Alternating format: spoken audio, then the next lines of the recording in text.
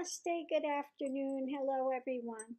Well, every time you think that Nityananda's ashram cannot fall lower, they do. They find some way to get even worse. Anyway, there is one Andal controversy going now. This was in the paper today. And it's Nityananda cult's abusive videos, complaint lodged for use of minors to attack Vairamuthu. It says in multiple videos doing the rounds on social media, girls and boys are seen using expletives that are sexual in nature as they question the lyricist's comments on Andal and Alvar Saint. Even as lyricist and poet Vairamuthu alleges that his words would have been twisted in regard to the Andal controversy, more abuse has come his way over the last 2 days. This time, however, the source of malice is shocking. Children who are a part of the Swami Nityananda ashram. Why does this not surprise me? I mean, we've seen the absolute vulgar, the most absolutely filthiest things, comments I've ever seen in my life all come from Nityananda ashram people.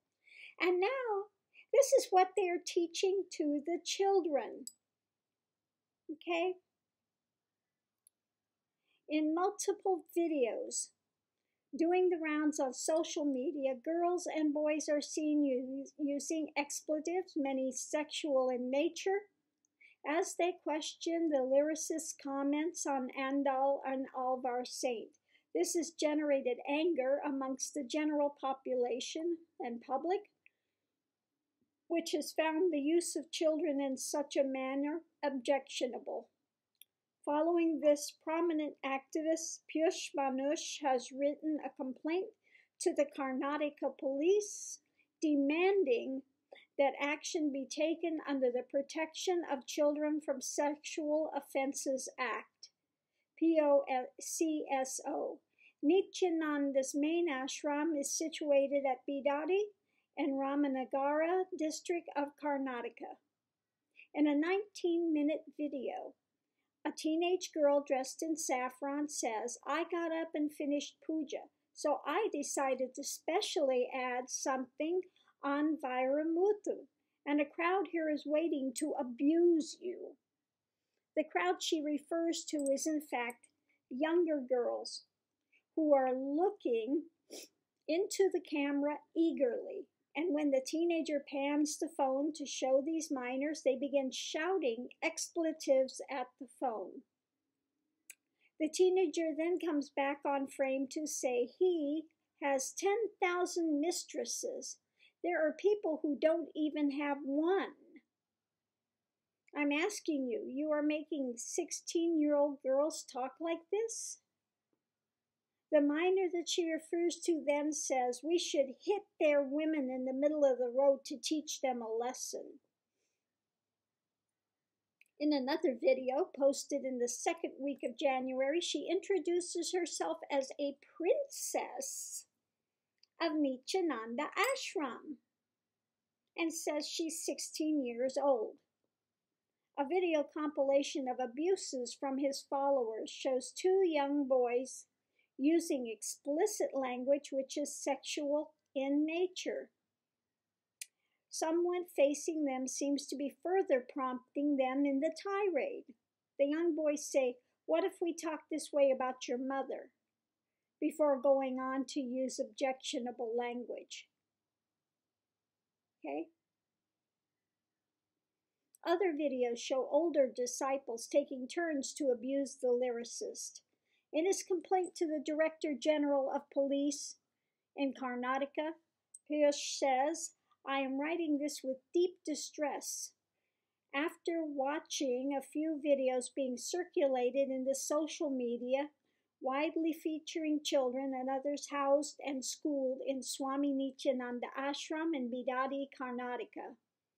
I'm attaching a Facebook link for your good offices to preview the link and examine for yourself the sexually explicit content in which children have put to use to perform in acts that in their age they will never be able to comprehend the effects thereof, even if it's claimed that it's a willful act of the children.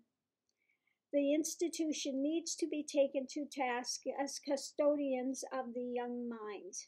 He's demanded that a case be filed against the ashram and Nityananda. In addition to this, he's asked the police to also consider the Misuse of Religious Institution Act.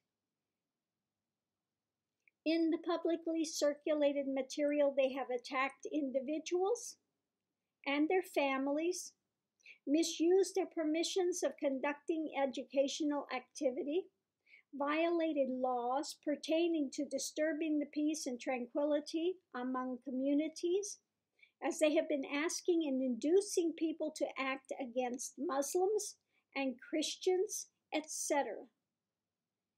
All the above acts that the children have been filmed to engage in makes it clear case for the institution of Swami Nityananda, says the complaint. An expert TNM spoke to say that making children do such videos is liable for prosecution under the Section 23 of the Juvenile Justice Care and Protection of Children Act from 2000. What is also disturbing are the comments posted by people under these videos uploaded on Facebook, YouTube, etc.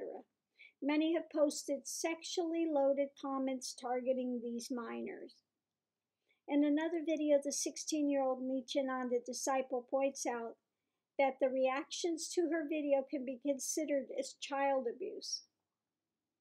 Okay.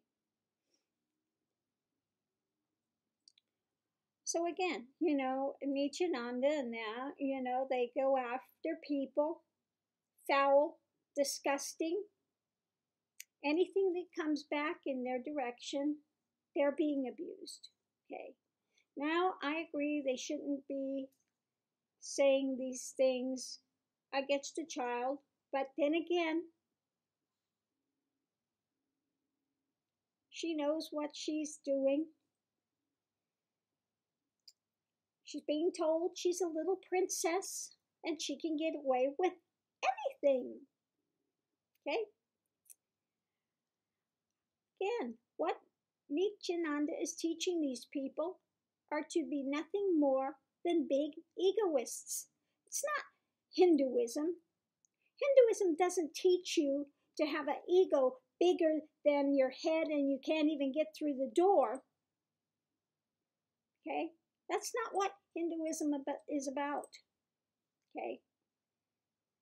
Not only are they not going towards liberation, they are going absolutely the opposite way. Goes on to say, when TNM contacted BJP sources over their views on this malicious campaign against Vairumuth, a leader on the condition of anonymity, says they are lowering the impact of our campaign. The overwhelming majority of people from BJP are critical about what the Nityananda disciples are doing. They represent the extreme Hindu fringe groups and bring a bad name to Hinduism. There are so many videos, and the intention seems to be gaining some gas mileage. It is unfortunate and reflects badly on the religion.